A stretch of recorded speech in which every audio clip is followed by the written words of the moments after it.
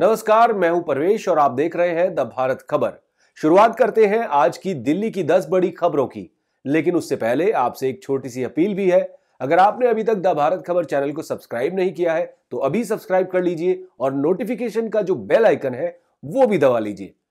कथित शराब घोटाले में तिहाड़ जेल में बंद मनीष सिसोदिया की जमानत याचिका पर सुनवाई 21 मार्च को होगी। इससे पहले राउज एवेन्यू कोर्ट ने शुक्रवार को मनीष सिसोदिया को झटका देते हुए कोर्ट ने उन्हें ईडी कस्टडी में भेजने का आदेश दे दिया। कोर्ट में सिसोदिया को 20 मार्च तक न्यायिक हिरासत में भेज दिया है।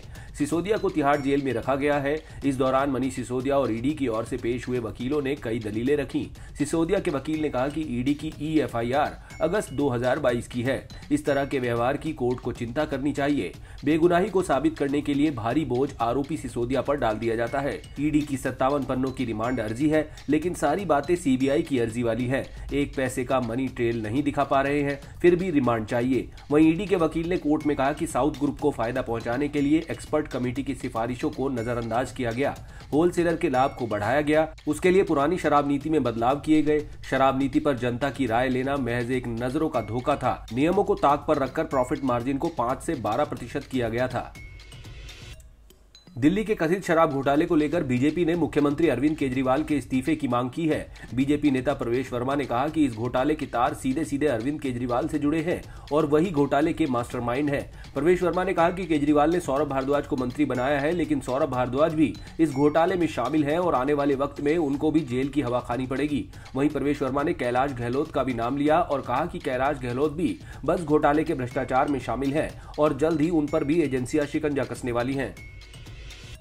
उधर दिल्ली के सीएम अरविंद केजरीवाल ने ईडी की कार्रवाई पर नाराजगी जताई है। उन्होंने कहा है कि मनीष को पहले CBI ने गिरफ्तार किया। CBI को उनके खिलाफ कोई सबूत नहीं मिला। रेड में कोई पैसा नहीं मिला। केजरीवाल ने कहा कि इनका एक ही मकसद है, मनीष सिसोदिया पर रोज नए फर्जी मामले बनाकर उन्हें हर हालत में जेल के अंदर रखना है।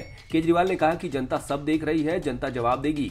मनीष सिसोदिया की गिरफ्तारी को लेकर दिल्ली के मुख्यमंत्री अरविंद केजरीवाल ने बीजेपी पर हमला बोलते हुए ट्वीट किया।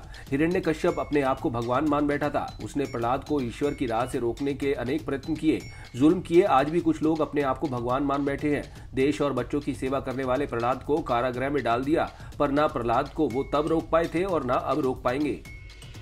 तिहाड़ जेल में बंद पूर्व डिप्टी सीएम मनीष सिसोदिया ने देश के नाम खुला पत्र लिखा है। बीजेपी की केंद्र सरकार पर षड्यंत्र का आरोप लगाते हुए सिसोदिया ने लिखा कि बीजेपी लोगों को जेल में डालने की राजनीति कर रही है। हम बच्चों को पढ़ाने की राजनीति कर रहे हैं। मुख्यमंत्री अरविंद केजरीवाल का गुनाह इतना है कि प्रधानमंत्री के समक्ष वैकल्पिक राजनीति खड़ी कर दी। इसलिए केजरीवाल सरकार के 2 मंत्री फिलहाल जेल में हैं। जेल की राजनीति भले ही सफल होते दिख रही है, लेकिन भारत का भविष्य स्कूल की राजनीति में है। अगर पूरे देश की राजनीति तन मन धन से शिक्षा के क्षेत्र को आगे बढ़ाने के काम में जुट गई होती तो देश में हर बच्चे के लिए विकसित देशों की तरह अच्छे स्कूल बन गए होते। सिसोदिया ने पत्र में लिखा है कि जेल के अंदर से देख पा रहा हूं कि जब राजनीति में सफलता जेल चलाने से मिल जा रही है तो स्कूल चलाने की राजनीति की भला कोई जरूरत क्यों महसूस करेगा। सत्ता के खिलाफ उठने वाली आवाज को जेल भेजना बच्चों के लिए अच्छे स्कूल कॉलेज खोलने से कहीं ज्यादा आसान है। एक बार शिक्षा की राजनीति राष्ट्रीय फलक पर आ गई तो जेल की राजनीति हाशिए पर ही नहीं बल्कि जेल भी बंद होने लगेंगी। बीजेपी सांसद मनोज तिवारी ने मनीष सिसोदिया को लेकर बड़ा बयान दिया है। उन्होंने कहा कि अरविंद केजरीवाल खुद उनकी हत्या करवाना चाहते हैं। उन्होंने कहा कि मनीष सिसोदिया के पास अरविंद केजरीवाल के सारे राज हैं। राज खुलने के डर से केजरीवाल मनीष सिसोदिया की हत्या करवा सकते हैं।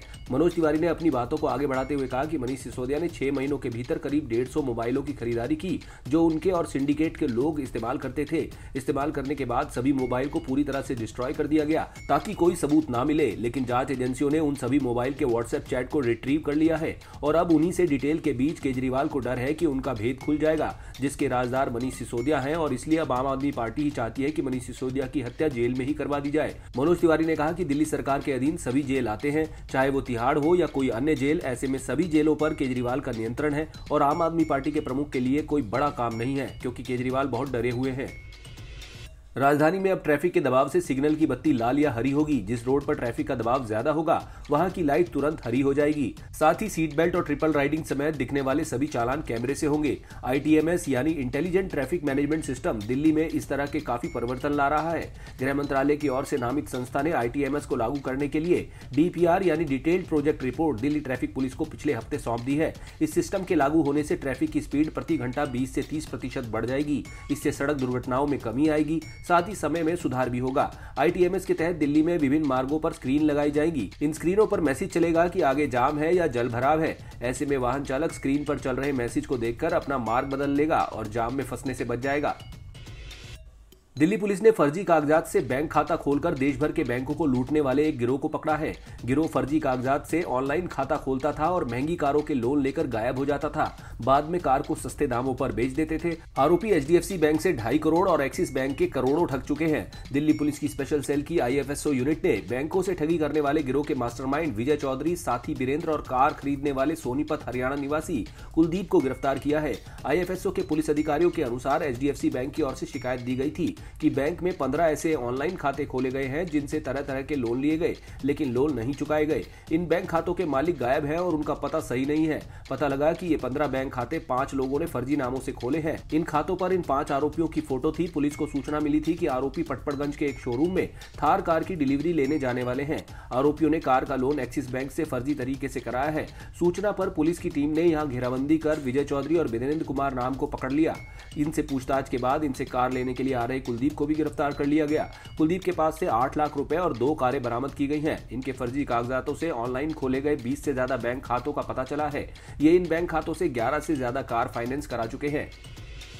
दिल्ली के APJ स्कूल रोड पर फुटपाथ पर अतिक्रमण हटाने की मांग तेज हो गई है। जगदम्बा कैंप और DDA हॉर्टिकल्चर दफ्तर के बाहर रेडी पट्टी वालों ने फुटपाथ पर अतिक्रमण कर पक्की दुकानें बना ली हैं। सड़क पर मांस मछली की खुले में हो रही बिक्री से राहगीर फुटपाथ पर मुंह पर कपड़ा लगाकर निकलने को मजबूर हैं। इसके अलावा सड़क किनारे मलबा और मिट्टी की वजह से हर वक्त यहाँ धूल उड़ती रहती है।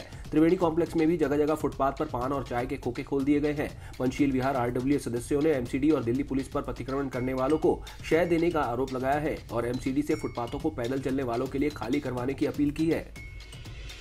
पिछले 37 दिनों के लंबे वक्त तक बंद रहे जनक सेतु का एक कैरिजवे 11 मार्च से दोबारा ट्रैफिक के लिए खोल दिया गया है। रिपेयरिंग के लिए PWD ने धौलाकुआं से जनकपुरी जाने वाले कैरिजवे को 1 फरवरी से बंद कर दिया था। करीब 21 दिनों के लिए इसे बंद किया गया था। इसे रिपेयर करने में 1 महीने से भी अधिक का वक्त लग गया।